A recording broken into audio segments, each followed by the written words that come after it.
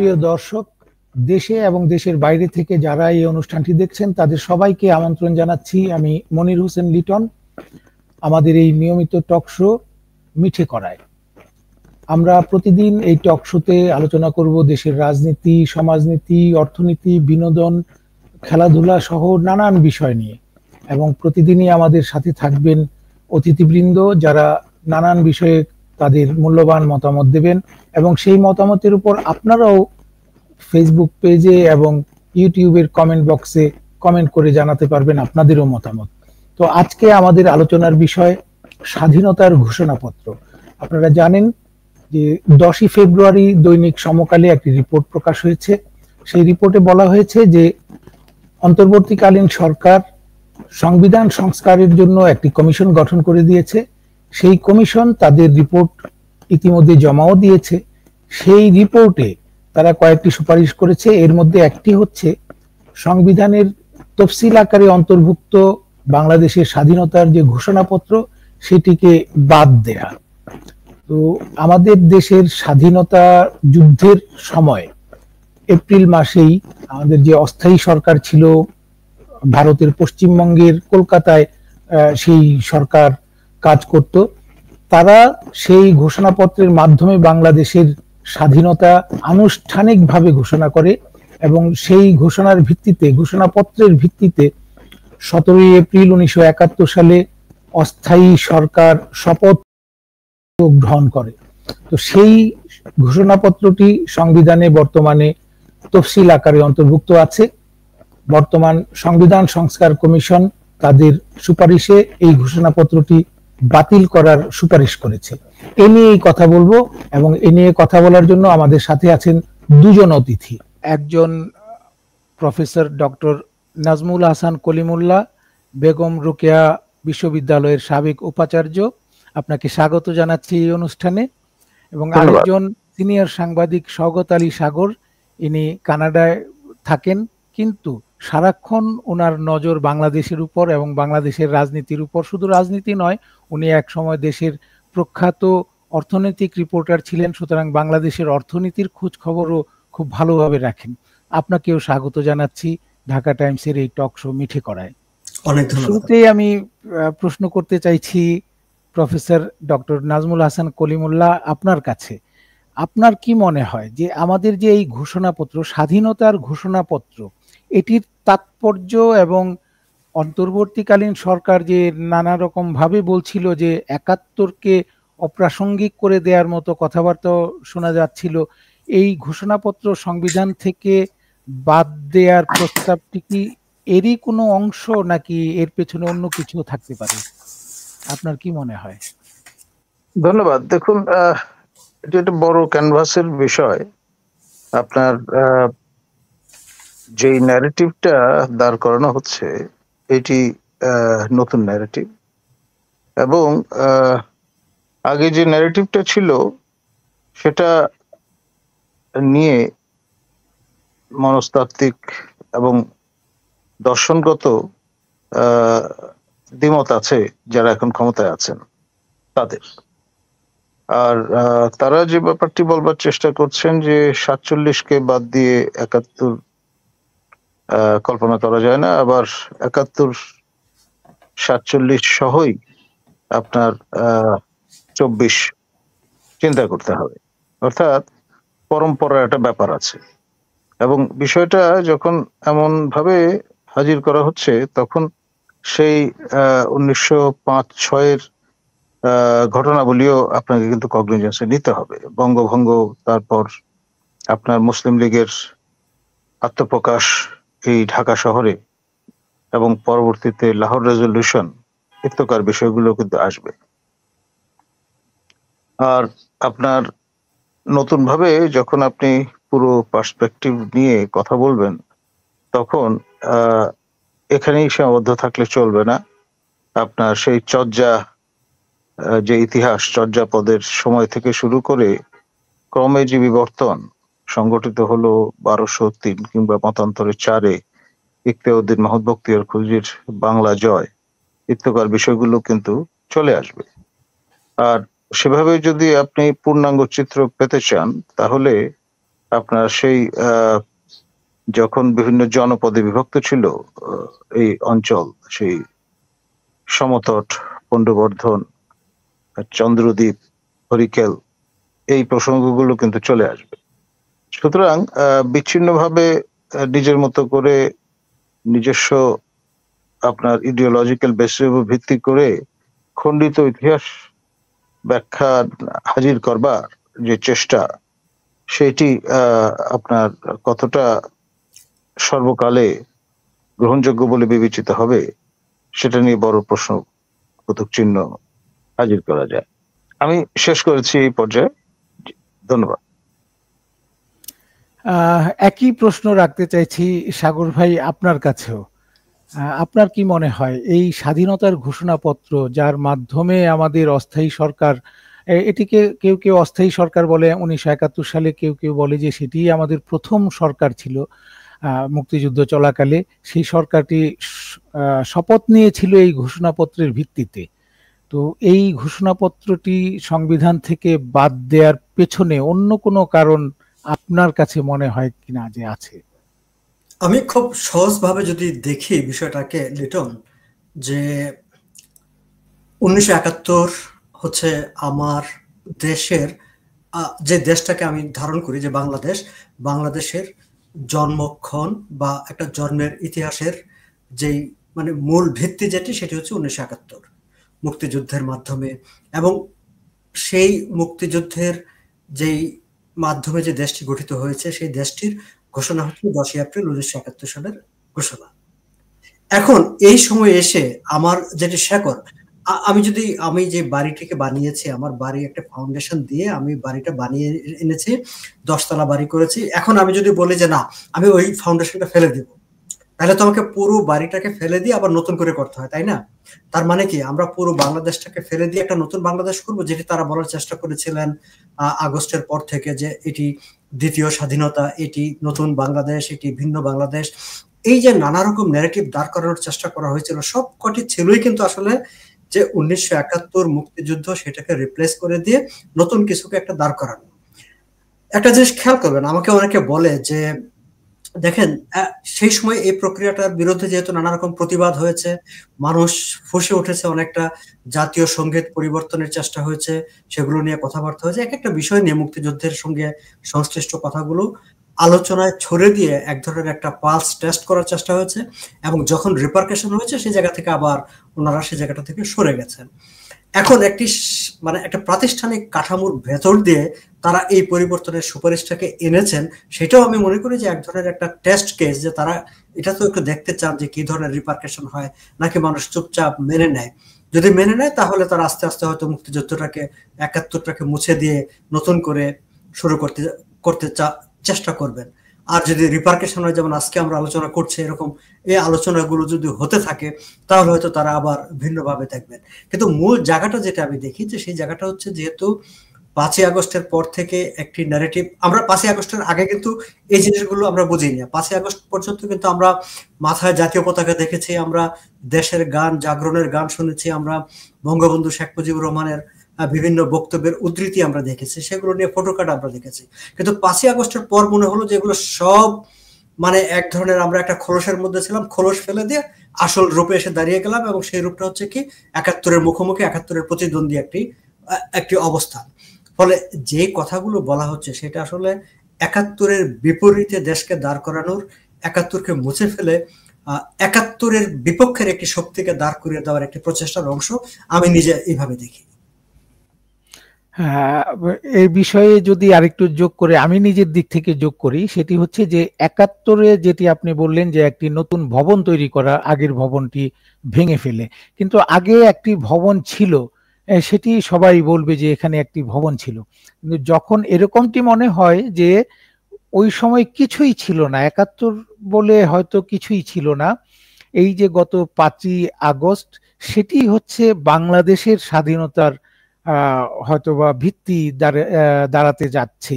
অনেকটা এরকম ভাবেও অনেকে বলছেন যে, কেউ কেউ তার ওই সরকারের অংশীজন যারা, তারা বলছেন যে সংবিধানে বরং 5ই আগস্ট, জুলাই ঘোষণাপত্র যেটি তারা বলছিলেন সেটিকেও অন্তর্ভুক্ত করার একটি প্রক্রিয়া তারা দেখতে চান। এক্ষেত্রে প্রফেসর ডক্টর নাজমুল হাসান কলিমুল্লাহ, আপনার কাছে প্রশ্ন যে তাহলে কি এই সরকারটি, যারা এই সরকারে আছেন, তারা 1971 সালের মুক্তিযুদ্ধ নামের যে বিষয়টি সেটিকে পুরোপুরি ভুলে গিয়ে আমাদের সেই 47 সালের পর আমরা বাংলাদেশ নামের এই ভূখণ্ডটি স্বাধীন করেছি 2024 সালের 5ই আগস্ট, এরকমটি কি বলতে চাইছেন? যেটি সাগর ভাই বলছিলেন যে মাঝে মধ্যে টোকা দিয়ে দেখছে যে এই ন্যারেটিভ গুলি মানুষ কতটা নেয়, যে যদি নিয়ে নেয়, এ নিয়ে যদি কোনো বাদ প্রতিবাদ না ওঠে তাহলে হয়তো সেই দিকেই যেতে চায় কিনা, আপনার কি মনে হয়?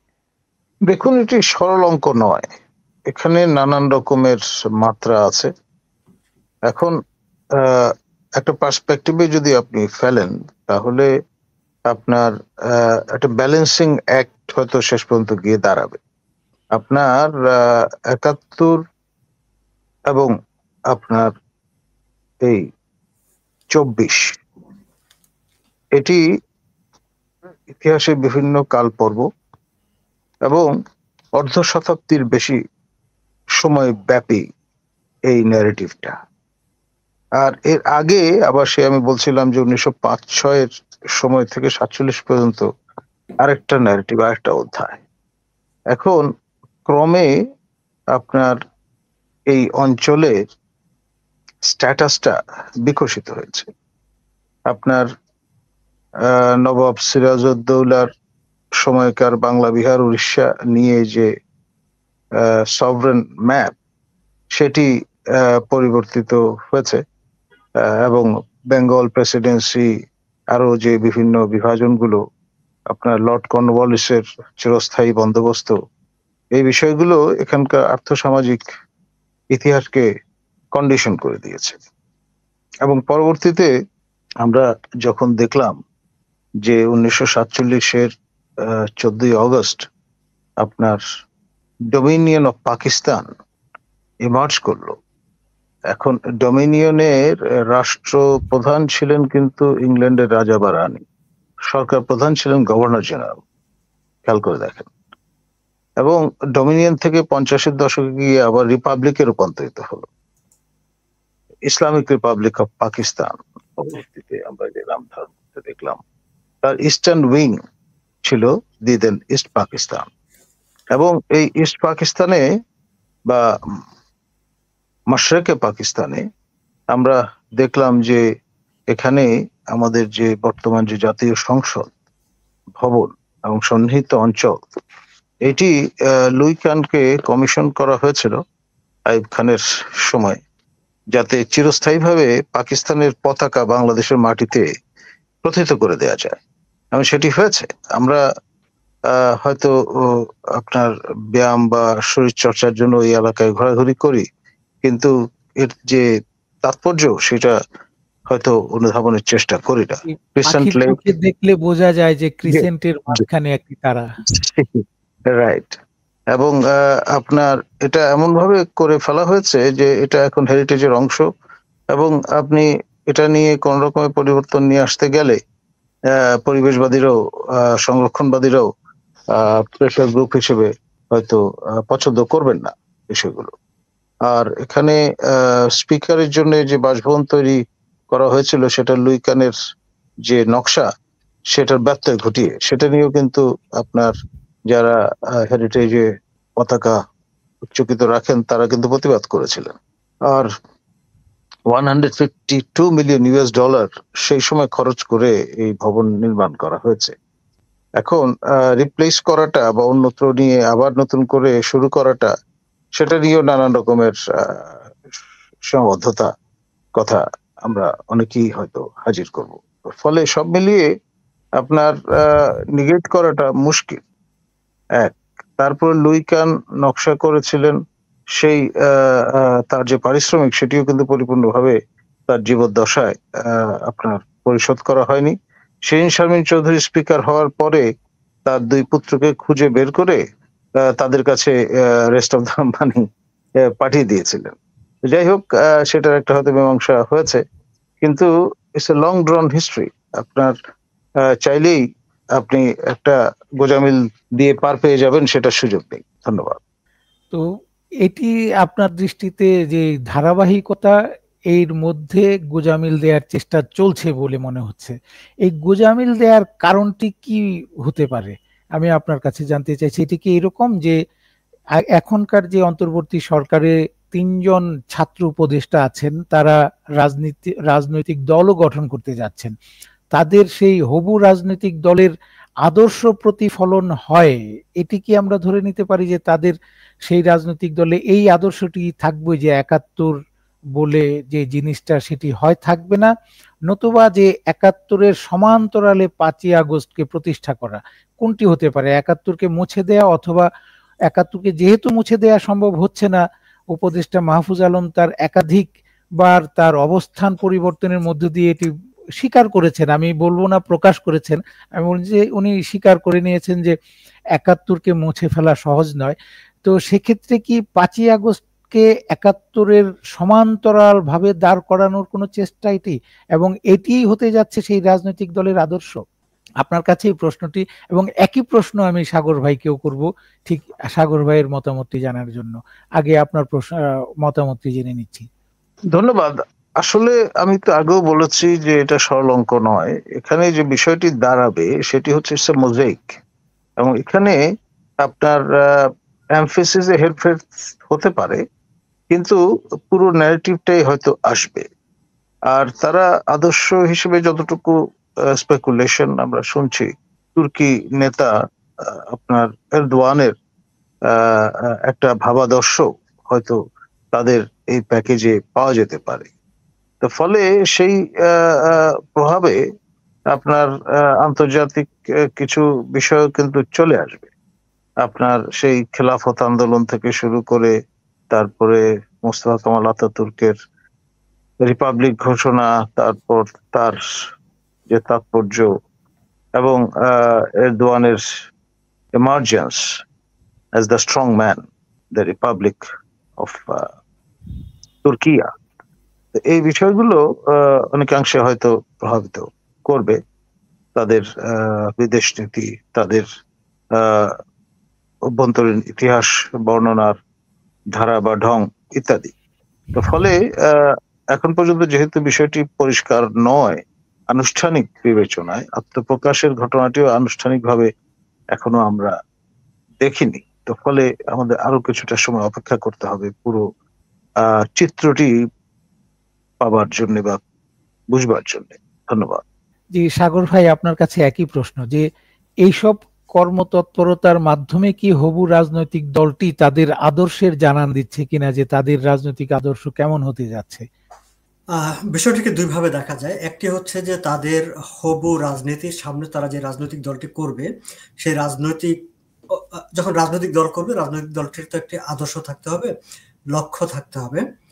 আবার মানে ৫ই আগস্টের পর থেকে তাদের যে কর্মকাণ্ড, সেই কর্মকাণ্ডের ভেতর দিয়ে তাদের যে একটি বিশ্বাস, রাজনৈতিক অবস্থান, সেটির প্রকাশ করা, এবং তাদের রাজনৈতিক অবস্থানের সঙ্গে ভবিষ্যতে যে রাজনৈতিক দলটি গঠিত হবে তার একটি যোগসূত্র জনগণের সামনে আগে থেকে উপস্থাপন করা।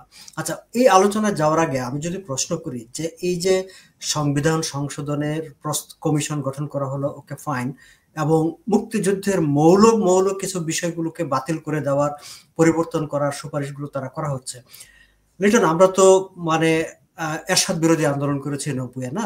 সেই সময় একটি গণ অভ্যুত্থান হয়েছে। সেই গণ অভ্যুত্থানের পরে কিন্তু মানে সংবিধান পাল্টাতে হবে, এইটা পাল্টাতে হবে, সেইটা পাল্টাতে হবে, মুক্তিযুদ্ধ সরিয়ে ফেলতে হবে, সেই আলোচনা কিন্তু তখন হয়নি।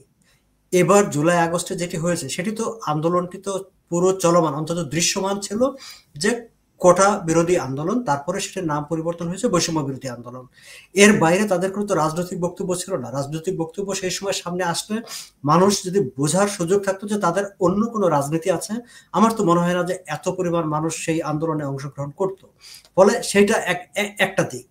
এখন আমরা ৯০-এর আন্দোলন তো এর চেয়ে বড় আন্দোলন ছিল। হ্যাঁ, ক্যাজুয়ালিটি হয়তো তখন কম ছিল, এখন বেশি হয়েছে, সেটি অন্য আলোচনা। কিন্তু এই আন্দোলনের পরে একেবারে ৭১ ধরে, শেকড় ধরে টান দিতে হবে, কথা বলতে হবে, সেটি আমার কাছে খুব মানে এখতিয়ার বহির্ভূত মনে হয়, বাড়াবাড়ি মনে হয়। এখন এই যে এই জায়গাটায় আসি, এই জায়গাটায় যখন আমরা আসবো যে কেন তারা ৭১-এই সবকিছু নিয়ে টানাটানি করছে, সেটি হচ্ছে তাদের রাজনীতি, যে রাজনীতিটা আমরা আগে বুঝতে পারিনি কিংবা আমাদেরকে বুঝতে দেওয়া হয়নি। এবং নতুন সরকার গঠিত হওয়ার পর, ডক্টর মোহাম্মদ ইউনূসের নেতৃত্বে একটা অন্তর্বর্তী সরকার গঠিত হওয়ার পর, তারপরেই কিন্তু এই আলোচনাগুলো আসছে যে না, এটি অন্তর্বর্তী সরকার হবে না, বিপ্লবী সরকার হবে, সংবিধান বাতিল করে দিতে হবে। যদিও এই সরকারটি সংবিধানের ভেতর দিয়ে সাংবিধানিক আলোকে তারা শপথ গ্রহণ করেছে। এখন এই যে বিষয়গুলো আসছে, এই বিষয়গুলো কিন্তু ঠিক একাত্তরকে মুছে ফেলারই একটা প্রক্রিয়া বলে আমার কাছে মনে হয়। আমি যদি একটু ঠিক পেছনের দিকে তাকাই, যে জুলাই আগস্টের যে আন্দোলনের সময়, সেই সময়টা হয়তো বুঝে উঠতে পারিনি, কিন্তু এখন যদি আমরা পেছনের দিকে তাকাই, আমাদের কিন্তু কোথাও কোথাও মনে হয় যে ৭১কে প্রতিপক্ষ বানানোর একটা প্রবণতায় আন্দোলনের সময় দৃশ্যমান ছিল। আমাদের একটি সিগনেচার ফটো আছে ১৯৭১ সালের, যে আমরা সেটি বছরের পর বছর ধরে ব্যবহার করেছি। আমরা দেখেছি যে মানে পাকিস্তানি হানাদার বাহিনীর হাতে নিহত সাধারণ মানুষের রিকশার উপর পড়ে থাকা লাশ। আমরা কিন্তু এই জুলাই আন্দোলনেও ঠিক সেই রকম একটি ছবি আমরা কিন্তু দেখেছি, যে রিকশার উপর জুলাই আন্দোলনে নিহত হয়েছে এরকম একটি লাশ। আমরা রায়ের বাজারকে বধ্যভূমি হিসাবে জানি, যে সেখানে বুদ্ধিজীবীদেরকে নিয়ে মেরে ফেলা হয়েছিল, সেখানে গণকবর দেওয়া হয়েছে। আমরা কিন্তু জুলাই আন্দোলনের পরে আমরা এরকম একটা আলোচনা শুনেছি যে রায়ের বাজারে কি গণকবর পাওয়া গেছে, তারপরে খুব বেশি আর আগায়নি আলোচনাটা, কিন্তু সেখানে কিন্তু একটা প্রতিস্থাপন করার একটা প্রক্রিয়া প্রবণতা ছিল। আমরা কিছুদিন আগে ঢাকার একটি পত্রিকায় কিন্তু নিউজ দেখেছি যে সাভারে গণহত্যার একটি খবর বেরিয়েছে। সেটিও কেউ এইভাবে বলার চেষ্টা করেছেন। আমাকে অনেকে বলেছেন যে ভাইয়া, এটা কি তাহলে মানে ওখানে রায়ের বাজার বধ্যভূমিকে প্রতিস্থাপন, এখানে সাভারকে প্রতিস্থাপন, নানা জায়গায় ৭১-এর সিগনেচার মার্কগুলো আছে সেগুলোকে প্রতিস্থাপন, তারপরে বঙ্গবন্ধুকে প্রতিস্থাপন, জাতীয় সঙ্গীত প্রতিস্থাপন, এখন আসছে যে ঘোষণাপত্র প্রতিস্থাপন। এই যে পুরো জিনিসগুলো একটার সঙ্গে কিন্তু আরেকটা লিঙ্কেজ আছে, একটার সঙ্গে কিন্তু আরেকটা যোগসূত্র আছে, এবং এটি একটি খুবই পরিকল্পিত, সেটি হয়তো আমরা সামনে থেকে বুঝতে পারিনি, কিন্তু পেছন থেকে খুবই পরিকল্পনা মাফিক একটি এজেন্ডা বাস্তবায়নের অংশ। এবং সেই জায়গা থেকে আমার সবসময় মনে হয় যে বর্তমান অন্তর্বর্তী সরকার একটি পরিবেশ পরিস্থিতিতে দায়িত্ব গ্রহণ করলেও মূল স্টিয়ারিংটা আসলে যে কোথায় আছে এবং যেখান থেকে পরিচালিত হচ্ছে, সেই জায়গা থেকে বারবারই, শুধু আমার না, অনেকের কাছে মনে হয় যে তারা শুধু তাদের আপত্তির জায়গাটা, অ্যালার্জির জায়গাটা মুক্তিযুদ্ধ কেন, ৭১ কেন, দেশের এত সমস্যা আছে, আইন শৃঙ্খলা পরিস্থিতি আছে, অর্থনীতির আছে, মানুষের সুখ দুঃখের ব্যাপার আছে, একটা রাজনৈতিক দল নতুন অর্থনৈতিক কর্মসূচি নিয়ে, নতুন সামাজিক কর্মসূচি নিয়ে আত্মপ্রকাশ করবে, তার বাইরে ৭১ মুক্তিযুদ্ধ, সেই জায়গায় টানাটানি কেন? এটি আসলে একটি তাদের রাজনৈতিক অবস্থান, এবং সেই অবস্থানটি ১৯৭১-কে মুছে ফেলে, মুক্তিযুদ্ধকে মুছে ফেলে একটি ভিন্নভাবে যাত্রা শুরু করা, আমার কাছে এরকম মনে হয়। আমার নিজের এবং আমার বিশ্বাস যে অনেক দর্শকের একটি কৌতূহল আছে যে বর্তমান সরকারের চরিত্রটি নিয়ে। আমরা দেখেছি যে বাংলাদেশ স্বাধীন হওয়ার পর আমাদের যতবার সরকার পরিবর্তন হয়েছে এবং অস্বাভাবিকভাবে যতবার সরকার পরিবর্তন হয়েছে, তখন যারা ক্ষমতায় গিয়েছে তারা একটি শক্তি ছিল। যদি আমরা বলি যে ৭৫-এর ১৫ই আগস্টের পর যে সরকারটি ছিল সেটি ছিল একটি শক্তি। এর পরবর্তীতে ৮১-তে প্রেসিডেন্ট জিয়াউর রহমান সাহেব নিহত হওয়ার পর কিছুদিন বিএনপি ক্ষমতায় ছিল, কিন্তু ৮২ সালে সেই একটি শক্তি, সরাসরি যদি বলি যে সেনাবাহিনী একটি শক্তি যারা ক্ষমতা দখল করেছিল বা নিয়েছিল, গ্রহণ করেছিল। ১৯৯১ সালে যে অস্থায়ী সরকারটি ছিল সেটিও একটি শক্তি, সেটি হচ্ছে নিরপেক্ষ একটি শক্তি। ১৯৯৬ সালের তত্ত্বাবধায়ক সরকার, সেটিও নিরপেক্ষ একটি শক্তি। কিন্তু এখনকার যে সরকারটি, এই শক্তি, এর পেছনে অংশীদার আমরা অনেককেই দেখি। এর অংশীজন হিসেবে আমরা বিএনপিকে দেখি, এর অংশীজন হিসেবে জামায়াতে ইসলামীকে দেখি, এর অংশীজন হিসেবে ছাত্রদেরকে দেখছি, নিশ্চয়ই এর অংশীজন হিসেবে সেনাবাহিনীও আছে। এই সবগুলি অংশীজনের চাওয়াই কি একরকম মনে হচ্ছে? কারণ আমরা বিএনপিকে বলতে শুনেছি যে তারা সংবিধানে এই ধরনের পরিবর্তনগুলি তারা মেনে নেয় না, বা তারা অন্তত পছন্দ করে না। কিছু বাম দল যারা এই আন্দোলনের সময়, গত আন্দোলনে খুবই সক্রিয় ছিল, তারা নিজেরাও নিজেদেরকে অংশীজন মনে করে। অনেকেই মনে করেন যে তাদেরও দু একজন উপদেষ্টা এই অন্তর্বর্তী সরকারে রয়েছেন। তো এই সবগুলি ভিন্ন মেরুর যে অংশীজন, তাদের ইচ্ছা এক হতে যাচ্ছে কিভাবে, বা এক হলো কিভাবে যে এই যে প্রতিস্থাপন করা বা এইসব কর্মকাণ্ড করা, বা এখন যা ছাত্ররা চাইছে তাই হচ্ছে, তার মানে ছাত্রদের মাধ্যমে এই সবগুলি অংশীজন কি একই কাজ করাচ্ছে? কি বলেন আপনি প্রফেসর ডক্টর নাজমুল হাসান স্যারের কলিমুল্লাহ, কাছে আপনার যাওয়ার কি আগে মনে যদি আমি একটু জি অনুমতি নিয়ে স্যার, যদি আমি একটু মানে খুব একটু একটু যোগ করতে চাই আর কি। লিটন, আমি কিন্তু এই জায়গাটা একটু ভিন্ন অবস্থান আমার আছে, আমি একটু ভিন্ন মত পোষণ করি। এই কারণ আমি ঠিক এইভাবে দেখি যে লিটন যেভাবে ব্যাখ্যা করেছে যে বিভিন্ন রাজনৈতিক দলগুলি অংশীজন, আমার কাছে কিন্তু কখনো, স্যার আপনি ব্যাখ্যা করবেন ভালো করে, আপনি আমার চাইতে ভালো বুঝবেন বিষয়গুলো, কিন্তু আমার কাছে কখনো কিন্তু মনে হয়নি লিটন যে নানা রকম অংশীজন এখানে আছে। আমার মনে হয়েছে একটা বা দুটো অংশীজন আছে, একটা অংশীজনকে আমরা সামনে থেকে দেখি, আর অন্য অংশীজনদের আমরা সামনে থেকে দেখি না, এবং অন্য অংশীজনগুলো আমাদের কাছে খুবই মানে একটা মিস্ট্রিয়াস পাওয়ার হিসাবে আমার কাছে অন্তত মনে হয়েছে। আমি কিন্তু বিএনপি কে অংশীজন মনে করি না, বিএনপি কে আমি মনে করি যে তারা এই সরকারকে সমর্থন দিয়েছে।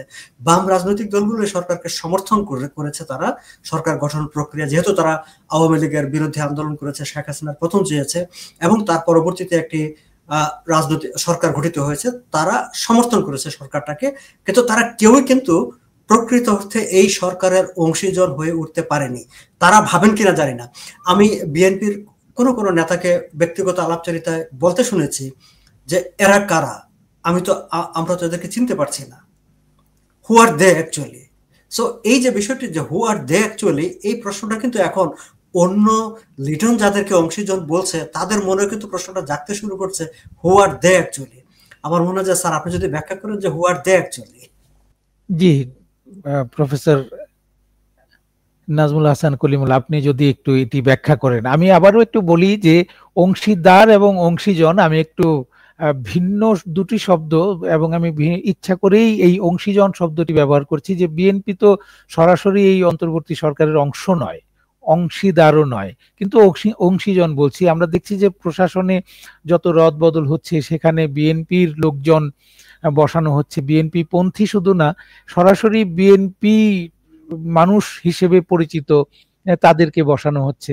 আইন বিভাগে জামায়াতে ইসলামীর লোকজনকে বসানো হচ্ছে, সুতরাং তারা সেখানে অংশীজন, কিন্তু তারা অন্তর্বর্তী সরকারের অংশীদার নন, কারণ এই অন্তর্বর্তী সরকারে তো তাদের কোনো উপদেষ্টা নেই। ছাত্রদেরকে সরাসরি অংশীদার বলা যায়, তাদের ৩ জন উপদেষ্টা রয়েছেন, সেই অর্থে একমাত্র ছাত্ররা হচ্ছে অংশীদার। আর আমি বাকিদেরকে বলছিলাম অংশীজন, যেমন সেনাবাহিনী, তাদেরকেও আমি অংশীজন বলছি। তো স্যার আপনি কি বলেন যে এই সবগুলি অংশীজনের ইচ্ছা একরকম হলো কিভাবে, বা আসলেই কি এক কিনা সবার ইচ্ছা? বিশেষ করে আমাদের দেশে এটি আমরা আগে হয়তো অত আলাপে আসতো না, যে আমাদের যখন সরকার পরিবর্তন হয় নেপথ্যে একটি বড় ভূমিকা পালন করে সেনাবাহিনী, বা তত্ত্বাবধায়ক সরকার বলি বা অন্তর্বর্তীকালীন সরকার বলি, এই সরকারগুলি বা ৯১ সালের যে অস্থায়ী সরকার ছিল, তাদের যে মূল শক্তি পেছন থেকে সেনাবাহিনীর সমর্থনটাই তাদের বড় শক্তি হিসেবে কাজ করে। তো এই আমাদের সেনাবাহিনী, এই রাজনৈতিক দল যারা এখন সক্রিয়, এই সবার ইচ্ছা এক হতে যাচ্ছে কিনা, বা এই যে কর্মকাণ্ডগুলি হচ্ছে সবগুলিতে কি সবার সায় আছে কিনা, আপনার কি মনে হয়? ধন্যবাদ। আসলে আমাদের এই যে সরকারটি গঠিত হয়েছে, তার আগে দিন তিনেক কোনো সরকার ছিল না দেশে। এই সময়টা বিবেচনা নিতে হবে অবশ্যই, এবং তারও আগে লম্বা ২-২.৫ বছর ধরে আপনি জানেন যে আন্তর্জাতিক সম্প্রদায়ের একটা শাণদৃষ্টি ছিল, এবং পর্দার অন্তরালে তারা যে স্ট্রিং গুলো পুশপুল করছিলেন সেগুলো কগনিজেন্সে না নিলে কে অংশীদার কে অংশীজন এই বিষয়টা পরিষ্কার হবে না। আপনার আন্তর্জাতিক পার্সপেক্টিভ থেকে বললে ইউনূস সরকার হচ্ছে বাইডেন প্রশাসনের বেবি। এক, আপনার মার্শা বার্নারকাটের কথা নিশ্চয়ই মনে আছে। আপনার এসটি ইমামের কথা নিশ্চয়ই মনে আছে। এসটি ইমামের ভাস্তি জামাই হচ্ছেন ডক্টর বদিউল আলম মজুমদার। ডক্টর বদিউল আলম মজুমদার তার শ্বশুর বাড়িতে যেটা তিনি দখল নিয়েছেন, সেখানে আপনার মার্শা বার্নাকাটকে ক্যান্ডেল লাইট ডিনার আমন্ত্রণ করেছিলেন। এখন সেটি তার শ্যালক প্রবর পছন্দ করেন। তিনি তার চাচার শরণাপন্ন হয়েছিলেন এবং আপনার স্থানীয় সংসদ সদস্য নানক সাহেব, তারপর আপনার অঙ্গ সংগঠন যেগুলো আছে তৎকালীন শাসক দলের, যুবলীগ, ছাত্রলীগ, তাদের হস্তক্ষেপ কামনা করেছিলেন। ফলে যা হবার তাই হয়েছে। মার্শা বার্নাকাটকে খুব আনসেরিমনিয়াসলি সেই ডিনার থেকে তড়িঘড়ি চলে যেতে হয়েছে। ইট ওয়াজ আনপ্রেসিডেন্টেড বলবো না আমি, দ্বিতীয় দৃষ্টান্ত ডিপ্লোম্যাটিক ইনসিডেন্ট। প্রথমটি সংঘটিত হয়েছিল আপনার সেই 75-এর সেই সময়ে সমর সেনকে হাইজ্যাক করার একটা চেষ্টা ছিল ভারতীয় হাই কমিশনারকে জাসদের পক্ষ থেকে। আমাদের সাবেক উপাচার্য আনোয়ার হোসেনও তাতে শরিক হয়েছিলেন। তো যাই হোক, এই দুই ঘটনা অনেক কিছুর কন্ডিশন করে দিয়েছে এবং আপনার মার্শা পরে এখানে দায়িত্ব শেষ করে যখন ওয়াশিংটন ডিসিতে ফিরে গেছেন স্টেট ডিপার্টমেন্টে, তিনি খুবই গুরুত্বপূর্ণ ভূমিকা পালন করেছেন। তার সহকর্মী যারা ডোনাল্ড লু মহোদয়, তারপরে ভিক্টোরিয়া নোল্যান্ড, তারপর আপনার আফরিন, যারাই যখন এসছেন তারা নানান বার্তা নিয়ে এসছেন। এখানে এসে যাদের সঙ্গে কনফার করেছেন তাদের অনেকেই উপদেষ্টা পরিষদে স্থান পেয়েছেন। তারপর অনেকগুলো কমিশন তৈরি হয়েছে, সেই কমিশনগুলোতে নাম ভূমিকায় আছেন। এবং আপনি খেয়াল করে দেখেন, এই মার্শা প্রথমে বিদায় নেওয়ার আগে ভিক্টোরিয়া নোল্যান্ড বিদায় নিলেন প্রশাসন থেকে, তারপর মার্শা, তারপরে ডোনাল্ড লুর কার্যকালও শেষ হলো। তো ফলে সেখানে দেবদূতেরা যারা ভূমিকা পালন করেছেন তারা আপনার সেই স্বর্গলোক থেকে যখন ফলেন ফ্রম গ্রেস পর্যায়ে চলে গেলেন এবং যারা তাদের স্থলাভিষিক্ত হওয়া শুরু করলেন, এই যে ট্রানজিশন, এরকম একটা সময়ের মধ্যে কিন্তু আমরা আছি। 13 তারিখে ট্রাম্প মোদি বৈঠক হবার কথা, তারপরে দেখা যাবে যে আসলে কোন দিকে যাচ্ছে পরিস্থিতি। ইতিমধ্যে আমাদের প্রতিবেশী অঞ্চলগুলোতেও আপনার উত্তেজনা তুঙ্গে উঠেছে। আপনার মিজোরামের মুখ্যমন্ত্রী আমেরিকায় গিয়ে যে বয়ান দিয়েছেন সেটা ডেফিনেটলি দিল্লির ভালো লাগবে না। আর বর্তমানে যখন আমরা শোতে অবতীর্ণ হয়েছি, এই সময় মণিপুরে ঘোরতর জটিল অবস্থা কিন্তু তৈরি হয়েছে। আর এই নর্থ ইস্ট নিয়ে আমাদের মাননীয় সরকার প্রধান তিনি কিন্তু একটি মন্তব্য করেছিলেন দায়িত্ব গ্রহণ করার সময়, সেটিও একটা বেঞ্চমার্ক হিসেবে হয়তো কাজ করছে। রিড্রয়িং অফ দ্য ওয়ার্ল্ড ম্যাপ, সেটি যে ইনএভিটেবল একটা রিয়ালিটিতে পরিণত হবে, সেটি আপনার ট্রাম্প সাহেবের যে বক্তব্য কানাডাকে ঘিরে, গ্রিনল্যান্ডকে ঘিরে, পানামা খালকে ঘিরে, তারপর গাজাকে ঘিরে, এবং আপনার সিরিয়ার রেজিম পরিবর্তন, সেখানটায় আপনার দক্ষিণ অংশে ইসরায়েলের পাকাপোক্ত বন্দোবস্ত, জায়ন ল্যান্ড সম্প্রসারণের যে বিষয়, সেগুলো আমাদের এই সাউথ এশিয়াও কিন্তু অনেক রেলেভেন্স খুঁজে পাবে। তো সব মিলিয়ে 5 অগস্টে যে ড্রোনটি ঢাকার আকাশে ঘুরে বেড়াচ্ছিল মনুষ্যবিহীন, এটার নিয়ন্ত্রণ কার হাতে ছিল সেটিও কিন্তু আসলে আমাদেরকে খুঁজে বের করতে হবে যদি পূর্ণাঙ্গ পিকচারটা আমরা পেতে চাই। তো ফলে আপনি মার্কিন এবং সেই সঙ্গে আন্তর্জাতিক সম্প্রদায়ের মিত্র ব্রিটেন, ইউরোপীয় ইউনিয়ন, জাপান, টার্কি, ন্যাটোভুক্ত দেশ, এদের সবাইকে কিন্তু আপনাকে কগনিজেন্সে নিতে হবে। ঢাকায় যে ঘটনা ঘটে গেছে, আপনার বাংলাদেশ জুড়ে যে ঘটনা ঘটে গেছে, এর অংশীজন বা অংশীদার আপনাকে খুঁজতে হলে আপনার যে অদৃশ্য শক্তির কথা ইঙ্গিত করলেন, তাদেরও কিন্তু আলোর নিচে নিয়ে আসতে হবে এবং এটা চলমান একটি প্রক্রিয়া। এখানে আপনার এই যে আমাদের দূর প্রতিবেশী রাষ্ট্র একসময় নাম ছিল মাগরেবে পাকিস্তান, আপনার তাদের যে ইনভলভমেন্ট, তাদের যে state within state actor ISI, এটি কিন্তু পৃথিবীর সবচাইতে দুর্ধর্ষ এবং সবচেয়ে রিসোর্সফুল সংগঠন। এমনকি সিআই এর চেয়ে এর বাজেট বড়। আপনার এই গ্লোবাল যে নার্কো ট্রেড, এটার প্রসিডস এর একটা বড় অংশ কিন্তু তাদের নিয়ন্ত্রণে। গোয়াদর যে পোর্ট আছে বালুচিস্তানে, যেটি একসময় ওমানের অনক্লেভ ছিল, তার মধ্য দিয়ে তারা রেস্ট অফ দ্য ওয়ার্ল্ডে যে বিপণনটা হয়, আফগানিস্তানের যে পপি চাষ থেকে শুরু করে সবকিছু ফলাফল, সেটার মানে বেনিফিটটা তারা এনজয় করেন বলে শোনা যায়। ফলে বাংলাদেশ এখন হয়ে উঠেছে হটবেড অফ আপনার প্রক্সি ওয়ার এন্ড কন্টেনশন। আপনার আইএসআই, আমাদের প্রতিবেশী রাষ্ট্র ভারতের RAW, তারপরে চাইনিজ MS, এবং সেই সঙ্গে সেন্ট্রাল ইন্টেলিজেন্স তো ডিসব্যান্ড করার ঘোষণা আমাদের ট্রাম্প মহোদয় ইতিমধ্যে দিয়ে দিয়েছেন। 8 মাসের আগাম বেতন কর্মকর্তাদের ধরিয়ে দিয়েছেন। USAID ডিসব্যান্ড করার প্রক্রিয়ায় এখানে ICDRB, যেটি দীর্ঘদিন ধরে অর্থাৎ জার্সি বদল করে বাংলাদেশে অবস্থান করছিল, মাশরুকে পাকিস্তান আমলে সিওটো সেন্টো যে সামরিক জোট ছিল, তার যে সদর দপ্তর ছিল মহাখালীতে, ঠিক সেই প্রেমিসেসেই 17 ডিসেম্বর বলতে পারেন জার্সি বদল করে INGO হিসেবে বায়োলজিক্যাল ওয়েপন ডেভেলপমেন্টের যে গবেষণা সামরিক, তার কন্ডুইট হিসেবে কাজ করছে। কলেরা এবং আমাশয়ের যে জীবাণু, সেটাই ছিল তাদের মূল গবেষণার প্রতিপাদ্য বিষয়।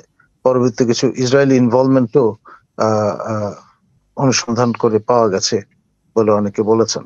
সব মিলিয়ে আপনার এই প্রতিষ্ঠানের 1000 কর্মী ছাঁটাই হয়ে গেলেন রাতারাতি এই ট্রাম্পের এক এক্সিকিউটিভ অর্ডারের ফলাফল হিসেবে, কিংবা USAID-র 250 কর্মকর্তা চাকরিচ্যুত হয়ে গেলেন আপনার বাংলাদেশে। এবং এর প্রতিক্রিয়ায় আপনার আমাদের মাননীয় উপদেষ্টা অ্যাডভোকেট আদিলুর রহমান খান এবং প্রয়াত উপদেষ্টা আমাদের হাসান আরিফ মহোদয়ের যে সংগঠন আপনার অধিকার, সেটিও কিন্তু দীর্ঘদিন ধরে রেসিপিয়েন্ট অফ এমবেসি অ্যাডমিনিস্ট্রেটেড ফান্ড, এবং সেই সঙ্গে USAID। আবার আরেকটি প্রতিষ্ঠান যেটি ডেমোক্রেসি ইন্টারন্যাশনাল DI, এটি UK এইড এবং USAID-র অর্থানুকূল্যেই মূলত পরিচালিত হচ্ছে। তো এদের ভাগ্যে শিখে কতটুকু ছিড়বে কিংবা এখানে ছেদ ঘটবে, সেটা এখন দেখবার বিষয়। ধন্যবাদ। আপনি একটি গুরুত্বপূর্ণ বিষয়ে ইঙ্গিত করলেন, সেটি হচ্ছে যে রিড্রয়িং দ্য ম্যাপ, ওয়ার্ল্ড ম্যাপ। তো সেই অংশে আপনি কি এরকম কোনো আশঙ্কা করেন যে আমাদের যে বর্তমান ম্যাপ, সেটিও পরিবর্তন হয়ে যেতে পারে?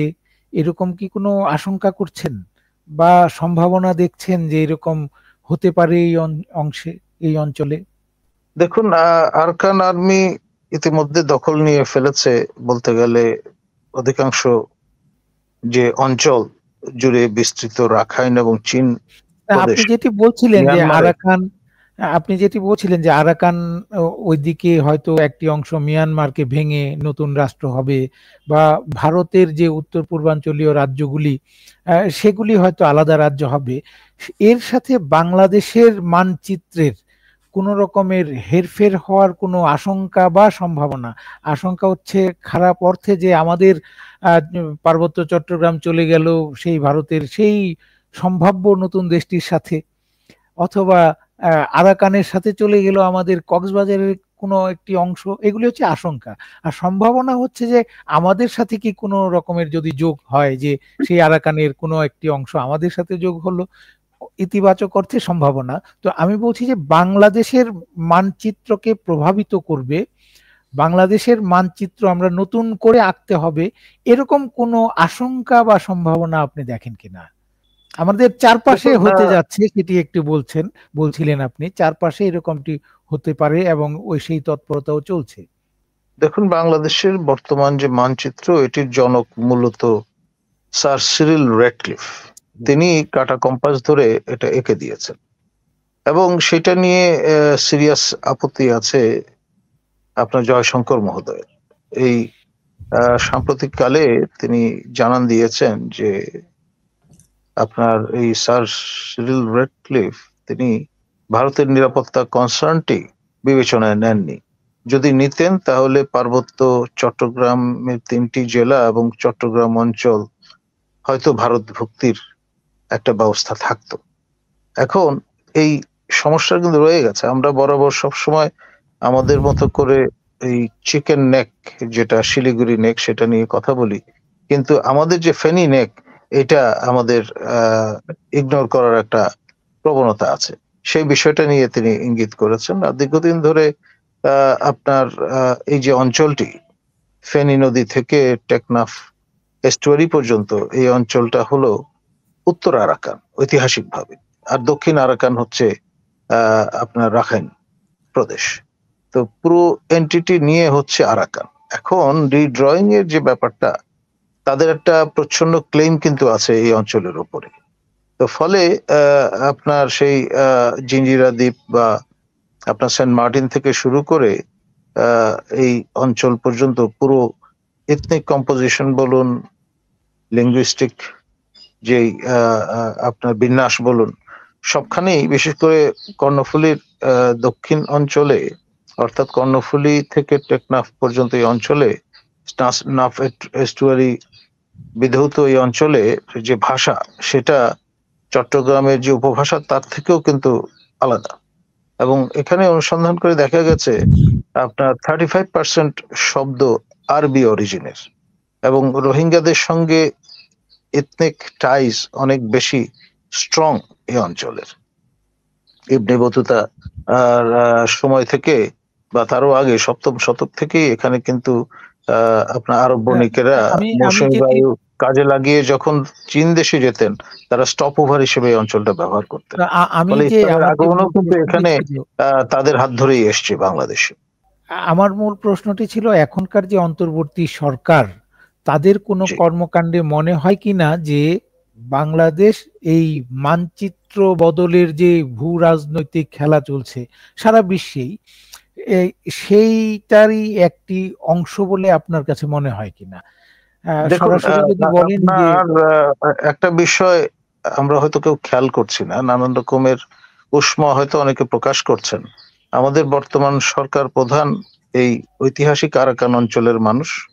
তার এই যে উপদেষ্টা পরিষদ, এখানেও কিন্তু এই বৃহত্তর চট্টগ্রামের অরিজিন এরকম লোকের আধিক্য বেশি। আপনি কি এরকম কিছু ইঙ্গিত করতে চাইছেন যে চট্টগ্রামকে রাজধানী করে নতুন একটি আরাকান রাজ্য, বা নতুন নয়, সেই 1700 শতাব্দীর আরাকান রাজ্যটি আবার হোক, এরকম কোনো ইঙ্গিত করতে চাইছেন কিনা আমি জানি না। তো আমি সাগর ভাইয়ের কাছে একটু যাচ্ছি, আবারও দেশের প্রসঙ্গে যদি আসি, যে আমাদের এই যে ঘোষণাপত্র, জুলাই ঘোষণাপত্র, আমাদের স্বাধীনতার ঘোষণাপত্র, এই ঘোষণাপত্রের প্রসঙ্গটি হঠাৎ করেই আমরা দেখেছিলাম ডিসেম্বর মাসে খুব মাথাচাড়া দিয়ে উঠলো, এবং বলা হচ্ছিল যে ছাত্ররা যখন বলল যে ডিসেম্বরে তারা জুলাই ঘোষণাপত্র দিবে 31শে ডিসেম্বর, এটার পেছনের মাস্টার মাইন্ড, আন্দোলনের যেরকম মাস্টার মাইন্ড ছিলেন যিনি, সেই ঘোষণাপত্রেরও মাস্টার মাইন্ড হচ্ছেন সেই মাহফুজ আলম, আমাদের এক উপদেষ্টা। তো এই মাহফুজ আলমের অবস্থান প্রায়ই আমরা পরিবর্তনশীল দেখছি। আজকে সকালে যদি কোনো একটা পোস্ট করেন উনি ফেসবুকে, সন্ধ্যার সময় দেখা যায় সেটি নাই, অথবা এর বিপরীতে আরেকটি পোস্ট করছেন। সেই একই রকমের ঘটনা ঘটেছে। উনি এই যে এখন মবক্রেসি যেটি চলছে বিভিন্ন জায়গায়, যে ছাত্র নামধারীরা একসাথে হয়ে কোথাও হামলা চালানো, কোথাও আক্রমণ চালানো, তো এর বিরুদ্ধে উনি একদিন আগেই একটি কড়া বার্তা দিয়েছিলেন যে এখন থেকে এগুলি কঠোর হাতে দমন করা হবে। উনি একজন উপদেষ্টা, সরকারের পক্ষ থেকে সেই হুঁশিয়ারি দিতেই পারেন। এবং আজকে মানে গতকালকে আবার নতুন করে উনি আরেকটি পোস্ট করেছেন যে এটি তার হুঁশিয়ারি নয় বা হুমকি নয়, এটি তৌহিদি জনতাকে সতর্কবার্তা যে এরকমটি করবেন না, করলে কিন্তু আমাদের বদনাম হয়ে যায়। অর্থাৎ খুবই নরম সুর হয়ে গেল, এক কঠোর ব্যবস্থা গ্রহণ, অন্যদিকে হচ্ছে যে ভাই আপনারা এগুলি করবেন না। এই যে মাহফুজ আলমের যে এই আচরণ, উনি মাস্টার মাইন্ড বলা হচ্ছে সবকিছুর, এই আন্দোলন জুলাই আগস্ট আন্দোলন থেকে শুরু করে এই ঘোষণাপত্রের মাস্টার মাইন্ড উনি, তার এই অবস্থান পরিবর্তনের কারণটা কি হতে পারে? সাগর ভাই, আপনার কাছে জানতে চাই, এটির কি কারণ আমাদের যে বর্তমান সক্রিয় সবচেয়ে বড় রাজনৈতিক দল বিএনপি, তাদের দিক থেকে কোনো চাপ, নাকি অন্য দিক থেকে, যেটি প্রফেসর নাজমুল হাসান কলিমুল্লাহ স্পষ্ট করে বলেননি আমাদেরকে, যে সেনাবাহিনীর দিক থেকে কোনো চাপ, নাকি যেটি বলছিলেন যে এই সরকারটি তো বসিয়েছেই বাইডেন প্রশাসন, সেই আমেরিকান প্রশাসন থেকে চাপ? কি কারণে তার এই অবস্থান ঘন ঘন পরিবর্তন হচ্ছে? সাগর ভাইয়ের কি মনে হয়? রাজনৈতিক ব্যক্তিত্ব হিসাবে মাহফুজ আলমের এই যে মানে অবস্থান পরিবর্তন, এই অবস্থান পরিবর্তনটাকে আমি কিন্তু পজিটিভ হিসেবে দেখি। যে পলিটিশিয়ানদের, যারা পাবলিক লিডার হবেন, তাদের মধ্যে এক ধরনের ফ্লেক্সিবিলিটি থাকাটা ভালো। যে আমি যেটা বললাম সেটাই সঠিক, আর পরিবর্তন করা যাবে না, সেটা হলো এক ধরনের ফেসিবাদী একটা অবস্থা হয়ে দাঁড়ায়। সো আমি এই তার যে ফ্লেক্সিবল হওয়ার যে ক্যাপাবিলিটি, সেটাকে আমি ওয়েলকাম করি, আমি সেটাকে অ্যাপ্রিসিয়েট করি, এবং আমি সামনে চাইবো যে তিনি আরো বেশি ফ্লেক্সিবল হবেন নানা বিষয়ে। এখন যে মূল প্রশ্নটা, যে তিনি কেন ফ্লেক্সিবল হন, সেই ফ্লেক্সিবলটা তিনি হন কি এরকম কারণে যে তার কাছে একটা বোধোদয় হয় যে আমার আগের অবস্থাটা ঠিক ছিল না, তাহলে আমি নতুন করে ভাবি, সেই কারণে? নাকি লিটন যে প্রশ্নটি করেছেন যে কোনো চাপের মুখে? দেখেন, যদি জুলাই ঘোষণাপত্র নিয়ে বলি, যে হঠাৎ করে যখন মানে এরকম একটা কর্মসূচি দেওয়া হলো যে ঘোষণাপত্র ঘোষণা করা হবে এবং কালকেই করা হবে, এরকম একটি সময়ে সরকারের দিক থেকে প্রথম বলা হয়েছিল যে আমরা এটার মধ্যে নেই, তারপরে আমরা করব। কিন্তু যে কারণে তাদেরকে বন্ধ করা হয়েছে, সেটা লিটন আপনিও জানেন, আপনি যে জার্নালিস্ট, আপনিও জানেন যে সেটি নিয়ে কিন্তু প্রচন্ড অস্থিরতা তৈরি হয়েছিল, দেশের ভেতরে যেমন দেশের বাইরেও তেমন। ডিপ্লোম্যাটিক এরিনাতে প্রচন্ড প্রচন্ড রকম অস্থিরতা তৈরি হয়েছিল। আমার জানা মতো অন্তত তিনটি দূতাবাস থেকে সরকারের সঙ্গে যোগাযোগ করা হয়েছিল, জানতে চাওয়া হয়েছিল যে তারা আসলে কি করতে চাচ্ছে, তারা আসলে কি করছে, তোমাদের পজিশনটা কি। এবং ক্যান্টনমেন্ট থেকেও সেটি বলা হয়েছিল যে তারা আসলে কি করতে চেয়েছে, কি তারা কি করবে। ফলে সেটি শেষ পর্যন্ত কিন্তু সরকার প্রবল একটা চাপের মুখে পড়েই সরকার তখন ওন করতে শুরু করেছে যে আমরা করব। এবং একটা পলিটিক্যাল প্রেশার বিএনপি তার সঙ্গে নেই, সেটা তারা জানিয়ে দিয়েছে, সেটা একটা বড় প্রেশার অবশ্যই বিএনপিকে। যদিও অনেক ক্ষেত্রে বিএনপিকে উপেক্ষা করার একটা প্রবণতা এই সরকারের মধ্যে আছে, এবং এটা নিয়ে নানা রকম গুঞ্জনও আছে, কিন্তু সেই সময়টায় একই সঙ্গে যখন ডিপ্লোম্যাটিক এবং অন্যান্য জায়গা থেকে প্রেশারটা এসেছে এবং রাজনৈতিক চাপ, সেই চাপগুলো উপেক্ষা করাটা সরকারের পক্ষে কঠিন ছিল, মাহফুজ আলমের পক্ষেও কঠিন ছিল। এবং সেই জায়গা থেকে তারা আস্তে করে একটা সহনশীল প্রোগ্রাম করে তারা এগিয়ে গেছে। কিন্তু যে মূল জায়গাটা, যাদের মাথায় এই জিনিসগুলো কাজ করে, যাদের মাথায় আছে যে না, একটি দীর্ঘ মেয়াদে ক্ষমতাটাকে ধরে রাখতে হবে, নির্বাচনের দিকে যাওয়া যাবে না, সংবিধান কোনো কিছু না, মানে মূলত যে ক্ষমতাটাকে ধরে রেখে আমাদের যে পারপাস আছে, আমাদের যে কর্মসূচি আছে, সেটা ফুলফিল করতে হবে, এই ভাবনাটা যাদের মাথায় আছে, তাদের জায়গা থেকে কিছুদিন পর পর এরকম একটা উত্তেজনা তৈরি করে দেওয়া হয় যে সংবিধান ফেলে দাও, ঘোষণা করো, এই করো। কিন্তু সেটি করা খুব ডিফিকাল্ট হবে, সেটা আমার কাছে মনে হয়েছে। যে যতই দিন যাচ্ছে ততই কিন্তু মানে আপনি জুলাই ঘোষণা বলেন, সংবিধান ফেলে দেওয়া বলেন, এই যে জায়গাগুলো, সেই জায়গাগুলোর আবেদন আস্তে আস্তে কমে যাচ্ছে। এবং তার চাইতে বরং যে প্রকট হয়ে উঠছে সামনে যে কত দ্রুত একটা নির্বাচন হবে। কারণ যেহেতু এই গভর্নমেন্ট যেভাবে পারফর্ম করছে, সেই পারফরমেন্সটা আপ টু দ্য মার্ক না ফর দ্য পিপল। নানা রকম অস্থিরতা হচ্ছে, নানা রকম ক্রাইসিস, সেই ক্রাইসিস গুলো সবাই একটা মনে করছে। এবার কি বিএনপি তো প্রকাশ্যে বলেছে যে একটা পলিটিক্যাল গভর্নমেন্ট থাকলে বা ইলেক্টেড গভর্নমেন্ট থাকলে এই ধরনের সমস্যাগুলো সমাধান করা সম্ভব। এবং এখন বাইরে থেকেও, যেমন এই যে চার্জ দ্য অ্যাফেয়ার্স মার্কিন দূতাবাসের, তিনি কালকে যখন চিফ অ্যাডভাইজারের সঙ্গে কথা বলেছেন, তিনিও কিন্তু সেই মানে তিনি, আমি বিএসএস এর খবর ধরে যদি বলি, যে তিনি বেশ কয়েকটি প্রশ্ন জিজ্ঞাসা করেছেন। বিএসএস কিন্তু লিটন, আমরা কিন্তু মানে জিজ্ঞাসা করেছেন এই শব্দটা ব্যবহার করি না, আমরা ব্যবহার করি হচ্ছে জানতে চেয়েছেন।